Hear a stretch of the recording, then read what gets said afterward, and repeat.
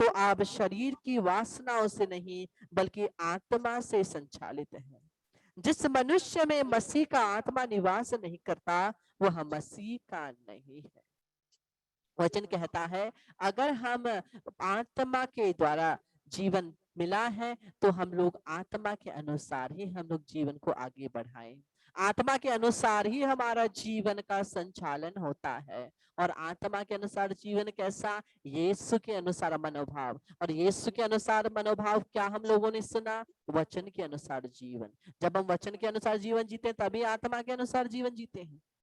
वही बात जो मैं पहले दिन से बताते आ रहा हूँ। और आज के मेरे को जब आज के मिस्सा बलिदान में ऑनलाइन मिस्सा में भाग ले रहा था और मिस्सा में जब मैंने वचन सुना, आज का पहला पार्ट हम लोगों का जो यही सेशन का जो थीम है वही है प्रेरित चरित्र अध्याय 10 पद संख्या 44 वचन में दिया गया है कि जब पेतरुस बोल रहा था पवित्र आत्मा उन पर आ गया।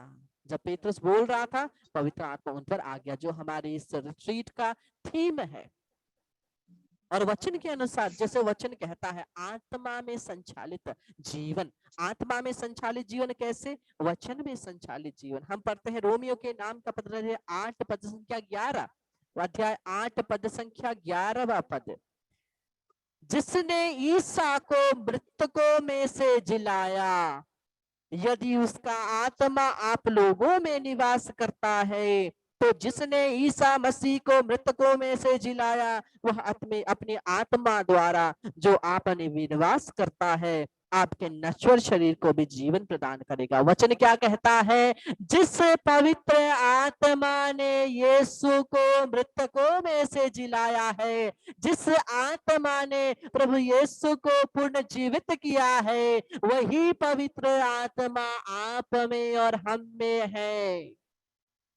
क्रिस्त मेरे प्यारे भाई और बहनों, इससे ज्यादा मूल्यवान चीज क्या हो सकती है? इससे ज्यादा अनमोल चीज क्या हो सकती है कि जिस आत्मा ने यीशु को मृत्यु में से उठाया, जिस आत्मा के द्वारा प्रभु यीशु पुनरुत्थान हुए, उसी आत्मा वही आत्मा हम में निवास करता है।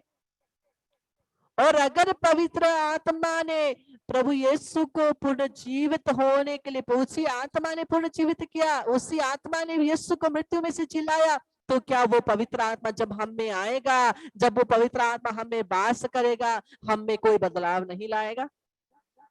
जरूर लाएगा, लेकिन पवित्र आत्मा को हमें वह बदलाव लाने के लिए देना है।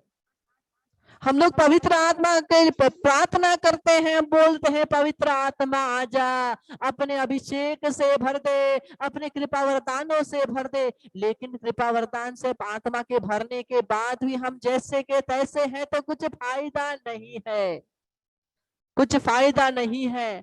आत्मा से परिपूरित होने का असली मतलब है अपने जीवन में भी बदलाव आना, अपने जीवन में भी बदलाव आना। जैसे मैंने कल कहा, पवित्र आत्मा प्राप्त करना बहुत आसान है, उनके फल वरदान को प्राप्त करना आसान है, लेकिन उस आत्मा के वरदानों को अपने जीवन में रखना बहुत मुश्किल है। वैसे ही जब भी पवित्र आत्मा हमारे जीवन में हमें परिपूरित करते हैं, अपने अभिषेक से परिपूरित करते हैं, हमें पवित्र आत्मा को हमें बदलने भी देना चाहिए, हमें बदलने भी देना चाहिए।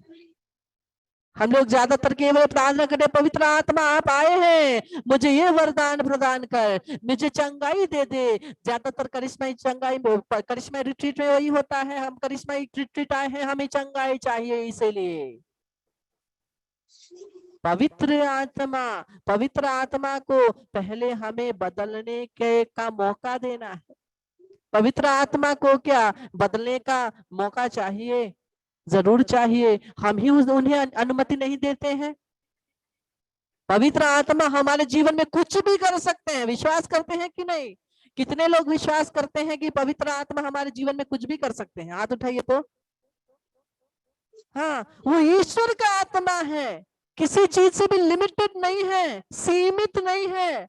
ईश्वर का आत्मा कुछ भी कर सकते हैं, लेकिन हम उन्हें करने देते ही नहीं है, हम उन्हें करने ही नहीं देते हैं। हम उन्हें हमें बदलने नहीं देते हैं। हम प्रार्थना करते हैं, पवित्र आत्मा के अभिषेक मांगते हैं, लेकिन हम लोग जीवन जैसा का तैसा ही जीते हैं। और पवित्र आत्मा जब आते हैं ना, आपको झट से एक चुटकी बदल के आपको बदल नहीं देंगे, चुटकी बजा के उसी क्षण बदल नहीं देंगे। हमें भी कोशिश करना है अपने जीवन को उस पवित्र आत्मा की कृपा में हम लोग अपने जीवन को अलाइन करना है, सम्मान करना है। We need to align our life, our situations, our behavior to the power of the Holy Spirit. हमें अपने जीवन को उस पवित्र आत्मा की शक्ति के साथ एक समान बनाना है। केवल हम कहेंगे मैं कुछ भी नहीं करूंगा, पवित्र आत्मा आप करो, आप आकर के मुझे बदलो, नहीं होगा।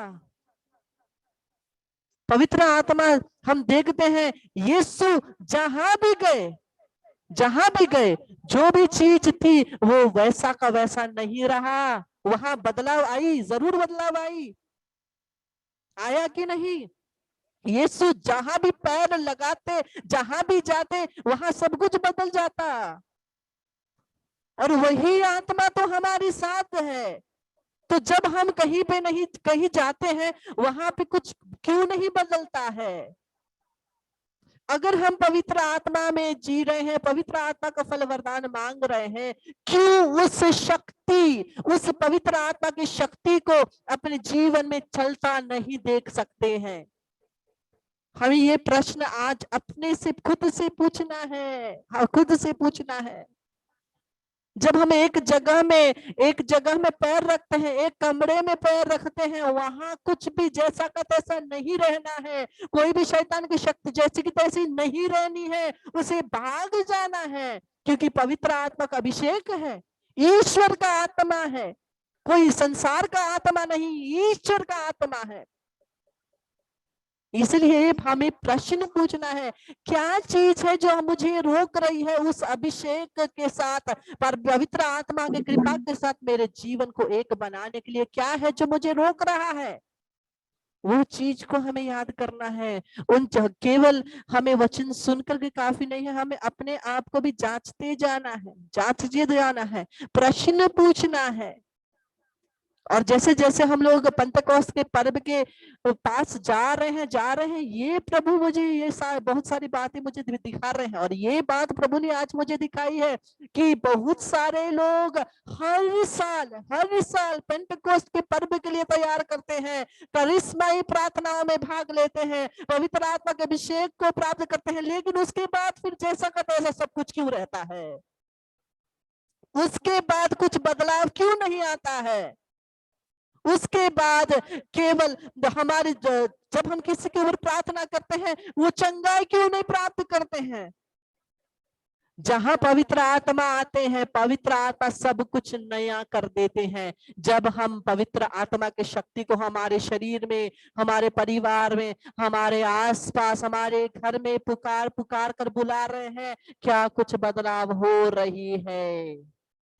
अगर बदलाव नहीं हो रही है तो उसमें ब्लॉक्स क्या है, हमारी कमजोरियां क्या है, क्या क्या चीज है जो उस पवित्र आत्मा की शक्ति को पूर्ण रूप से चलने से रोक रहा हो? इस चीज का ध्यान रखना है, यह प्रश्न हमें पूछना है। इसलिए मैं कह रहा हूं, the Holy Spirit has the power to transform. हम वचन क्या कहता है? We are ambassadors of Christ. हम लोग प्रभु यीशु के एम्बेसडर्स हैं। और एम्बेसडर क्या करता है? एक व्यक्ति का रिप्रेजेंट करता है। अगर हम यीशु के एम्बेसडर हैं, हम दूसरों के सामने यीशु का रिप्रेजेंटेशन है। और रिप्रेजेंटेशन मतलब किसी के नाम पर पे केवल खड़ा होना नहीं है। जिस प्रकार से पवित्र आत्मा यीशु जहां भी गए, पवित्र आत्मा उनके साथ गई, सभी चीजों को बदलता गया, वैसे ही जब हम यीशु के एम्बेसडर बन के कहीं पे खड़े होते हैं, किसी के सामने खड़े होते हैं, हमें उस पवित्र आत्मा की शक्ति को दूसरों के जीवन में, दूसरों के घर में, पूरे वातावरण में पूर्ण रूप से प्रेजेंट करना है। है, पूर्ण रूप से हमें पवित्र आत्मा की शक्ति को, अभिषेक को चलने देना है। हमारे परिवार में भी बड़े लोग जितने हैं, आप लोग माता पिता जितने हैं, अपने बच्चों के ऊपर हाथ रख के प्रार्थना कीजिए। मुझे बोलकर कोई फायदा नहीं है, ब्रदर प्रार्थना कीजिए, मैं जरूर प्रार्थना करूंगा, मध्यस्थता प्रार्थना मैं जरूर करूंगा, वो जरूरी है, मैं मध्यस्थता द्वारा प्रार्थना जरूर करूंगा, वो जरूरी है, वो गलत नहीं है। आप मुझे प्रार्थना करने के लिए बोल रहे हैं, प्रार्थना करूंगा, प्रार्थना जरूरी है, लेकिन आपके पास भी वो अधिकार है। मैं बोलना चाहता हूं, आपके पास भी अधिकार है। आप बड़े लोग, माता पिता लोगों के पास वो अधिकार है अपने बच्चों के ऊपर, अपने पोते पोतियों के ऊपर हाथ रख करके प्रार्थना करने के लिए। आप लोग भी अपने बच्चों के ऊपर, लेकिन केवल अपने घर और अपने जो भी घर में रिश्तेदार है उनके ऊपर, आपके पड़ोसी के ऊपर हाथ रखने का अधिकार नहीं है। अगर कोई दूसरे बाहर के लोग हैं उनके ऊपर हाथ रखने का अधिकार नहीं है, केवल कुछ ही लोगों को वो अधिकार है। लेकिन आपको अपने परिवार में हाथ रख के प्रार्थना करने का अधिकार है, जरूर है। प्रार्थना करें, यह प्रैक्टिस करें। आज हम लोग देख रहे हैं आसपास हमारी, स्पेशली हमारे यूथ क्यों बोर हो रहे हैं, क्यों कलीसिया में, चर्च में, गिरजा में आना नहीं चाहते हैं, क्योंकि वो उन शक्ति को अनुभव करते नहीं है, उस शक्ति को देखे ही नहीं है। और वो शक्ति को दिखाना, वो अभिषेक को दिखाना, उस पवित्र आत्मा की शक्ति को रिप्रेजेंट करना हमारी जिम्मेदारी है। प्रभु ने ऐसे ही हमें इस पेंटेकोस्ट के में 1 महीने का प्रिपरेशन, आधा घंटा का यह समय हमें ऐसे ही नहीं दिया है, अपने लिए नहीं दिया है, केवल अपने लिए नहीं दिया है, दूसरों को, कलीसिया के बढ़ाव के लिए, कलीसिया को आगे बढ़ाने के लिए। ये हमें याद रखना है, कलीसिया को आगे बढ़ाने के लिए जो भी कृपा वरदान परमेश्वर हमें प्रदान करते हैं, जो भी कृपा वरदान परमेश्वर हमें प्रदान करते हैं, वह कृपा के द्वारा, वो वरदानों के द्वारा हमें कलीसिया को बढ़ाना है, कलीसिया को दृढ़ बनाना है। इस बात को हम याद रखें, इस बात को हम ध्यान दें, कलीसिया को दृढ़ बनाना है। इसीलिए पवित्र आत्मा की शक्ति को हम लोग प्रार्थना करेंगे, पवित्र आत्मा आ करके पहले मुझे आप बदल दे, पहले मुझे बदले, और आपके अभिषेक के द्वारा, आपकी कृपा पाने के द्वारा मैं दूसरों की भी मदद कर सकूं, आपकी शक्ति को, आपके अभिषेक को दूसरों तक भी पहुंचा सकूं। यह बात को हमें प्रार्थना करना है। केवल वचन सुनना है, वचन सुनना है, लेकिन वचन सुनने के बाद, वचन सुनने के बाद हमें उसे जीवन में भी लगाना है, अप्लाई भी करना है। और यह प्रश्न पूछना है। आज आप लोगों का होमवर्क यही है। प्रभु ने मुझे यह स्पष्ट रूप से दिखाया, केवल आप लोगों के लिए नहीं, मेरे लिए भी, केवल आप लोगों के लिए नहीं, मेरे लिए भी। हम सभी लोग साथ में प्रिपरेशन कर रहे हैं। हम सभी लोगों के लिए प्रभु ये प्रश्न पूछते हैं कि क्यों जो पवित्र आत्मा की शक्ति, जो यीशु को पुनर्जीवित किया है, वो शक्ति इतना बहुत सारा काम कर सकता है, क्यों हर जगह जहां हम कदम रखते हैं वहां सब कुछ जैसा का वैसा ही रहता है? क्यों वहां पर प्रभु का अभिषेक कुछ बदलाव नहीं ला पाता है? वह ब्लॉक हम ही हैं, वह कमजोरी का कारण हम ही हैं। यह प्रभु हमें आज प्रश्न पूछते हैं, और आज हम लोग होमवर्क यही करेंगे। क्या करेंगे होमवर्क? हम लोग बैठ करके शांत वातावरण में पहले हम लोग प्रार्थना करेंगे, और प्रार्थना के बाद एक पेन और पेपर लेके बैठेंगे, और हमारी कमजोरियां क्या क्या है, हमारी कमजोरियां क्या क्या है, उन सारी कमजोरियों को हम लोग लिखेंगे। समझ रहे हैं ना? हम लोग क्या करेंगे, होमवर्क के रूप में हम लोग एक पेन और पेपर लेंगे, हमारी कमजोरियां क्या क्या है जिसकी वजह से प्रभु के कृपा दूसरों के जीवन तक नहीं जा सकती है। छोटे से छोटे हमारा पाप भी, छोटा सा छोटा हमारा जो ये कमजोरी है, वो भी दूसरों के जीवन के लिए बहुत बड़ी चंगाई, बहुत बड़ी आशीष पाने के लिए एक बड़ा ब्लॉक बन सकता है। हमारा छोटा पाप दूसरों के लिए बड़ी आशीष ग्रहण करने के लिए एक ब्लॉक बन सकता है। हमारे पापों के कारण हमारे परिवार में भी इफेक्ट होता है, जरूर होता है। क्योंकि जब हम लोग पाप में फंसते हैं, कमजोरी में फंसते हैं, जानबूझकर पाप में फंसते हैं, तो हम लोग क्या देते हैं, शैतान को एक एंट्री के गेट देते हैं, एंट्री करने के लिए गेट देते हैं। और शैतान वो गेट के द्वारा हमारे परिवार में घुसता है, हमारे काम कर्मों में घुसता है, हमारे 6 एरियाज ऑफ लाइफ में घुसता है, जिसकी वजह से शैतान को शक्ति मिल जाती है। और शैतान क्या करता है, केवल मारने, चुराने और नष्ट करने आता है। जोहन का सुसमाचार अध्याय 10 पद संख्या 10। John chapter 10 verse 10. The thief comes only to steal, kill and destroy. चोर केवल चुराने, मारने और नष्ट करने आता है। लेकिन यीशु वहां तक नहीं रुकते, यीशु आगे बोलते हैं, किंतु मैं आया हूं, लेकिन मैं आया हूं ताकि तुम जीवन प्राप्त करो और जीवन परिपूर्ण में जीवन प्राप्त करो। यीशु केवल ताकि तुम जीवन प्राप्त करो तक सीमित नहीं रहते। यीशु बोलते हैं तुम जीवन प्राप्त करो, वो भी परिपूर्ण जीवन। यीशु ये बोलते हैं परिपूर्ण जीवन प्राप्त करो, केवल आधा नहीं, परिपूर्ण। और ये परिपूर्ण जीवन हम पवित्र आत्मा के शक्ति के द्वारा प्राप्त कर सकते हैं। लेकिन हमें चेक करना है, वह परिपूर्ण जीवन पाने के लिए, वह पवित्र आत्मा का अभिषेक को हमारे जीवन में चलने के लिए क्या क्या चीज हमें रोके हुए है।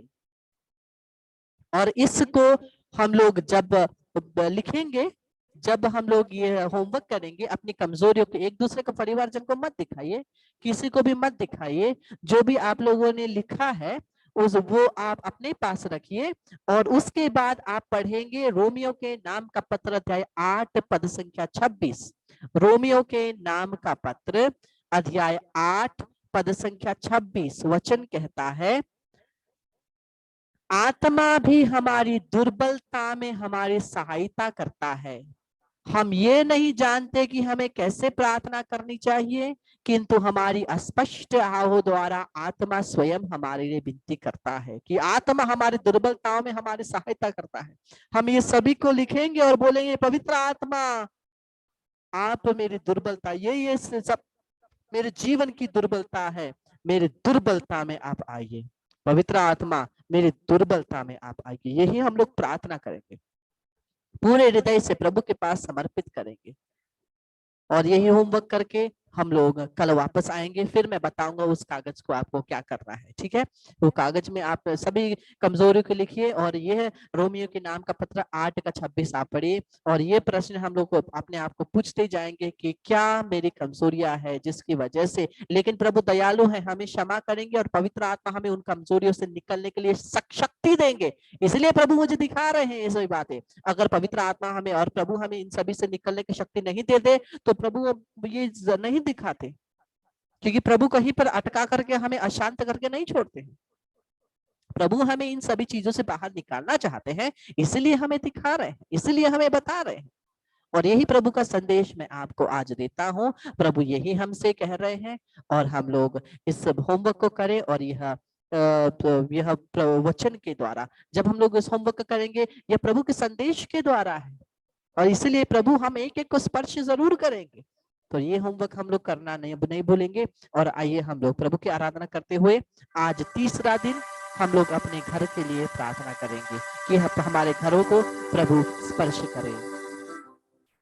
सभी लोग फिर से हाथों को उठा करके अपने घर की तरफ हाथ बढ़ा करके अपने घर के ऊपर प्रार्थना करें, घर के लिए प्रार्थना करें।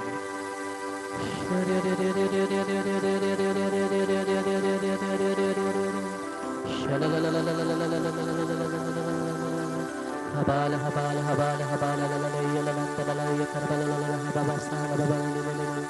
शहर बबल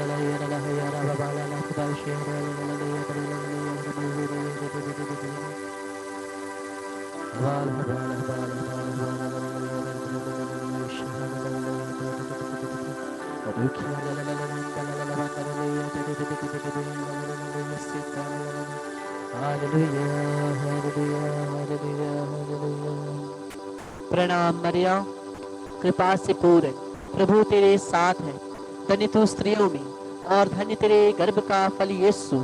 हे संत मरिया परमेश्वर की माँ, प्रार्थना कर हम पापियों के लिए अब और हमारे मरने के समय। आमीन। हे सर्वशक्तिमान प्रभु, हम एक एक के घरों को तू स्पर्श कर दे। हे प्रभु, हम एक एक के घरों को तू स्पर्श कर दे। अपने पवित्र लहू को हमारे घरों में छिड़कते हैं पिता। हे यीशु, हम तुझसे विनती करते हैं, पवित्र आत्मा अपनी अग्नि को हमारे परिवारों में, हमारे घरों में भेज, ताकि सभी शैतान की शक्तियों को प्रभु तू जला के राख कर दे। तेरे अभिषेक, तेरी कृपा हमारे घरों में बनी रही, तेरी कृपा हमारे घरों में बनी रही, यीशु के नाम से।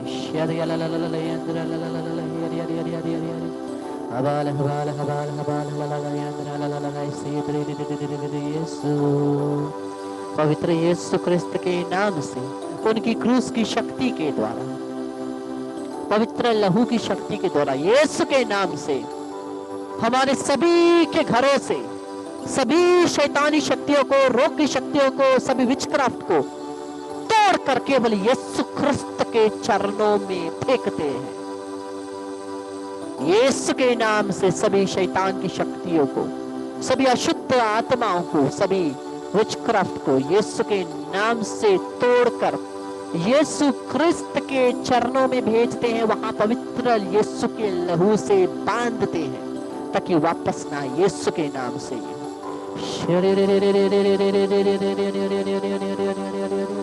हाथों को बढ़ाकर क्रूस को छूइए। सभी लोग हाथों को बढ़ा करके स्क्रीन में क्रूस को छूइए।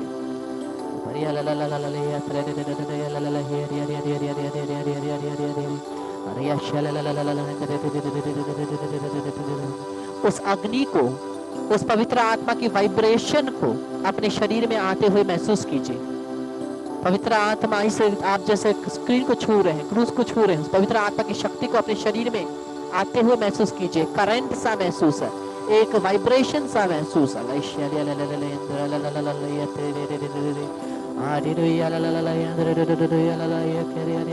दो जन को प्रभु आंसुओं का अभिषेक दे रहे हैं। आपको रोने सा महसूस हो रहा है, आंसुओं को बहने दे।